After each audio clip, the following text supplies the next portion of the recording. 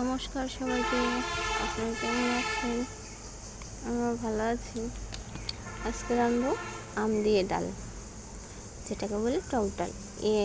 হালকা হালকা গরম পড়তেছে, এখন তো টক ডাল হেবি মজা লাগবে।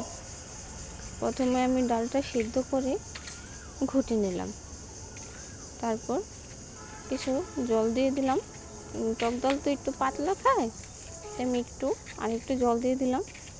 তারপর আমি লবণ দিয়ে দিলাম, হলুদ দিয়ে দিলাম, তারপর কয়টা কাঁচা লঙ্কা দিয়ে দিলাম। তারপর একটু জাল হওয়ার পরে আমি নামিয়ে নিলাম।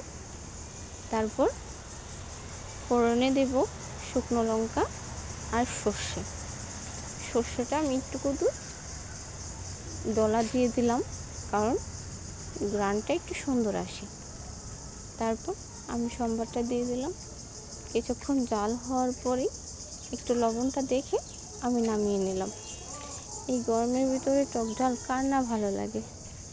আপনারা অবশ্যই বাড়িতে রান্না করে খাবেন। আর অবশ্যই আমার ভিডিওটাকে ভালো লাগলে সাবস্ক্রাইব করে দিবেন, কমেন্ট করবেন, অবশ্যই শেয়ার করে দেবেন।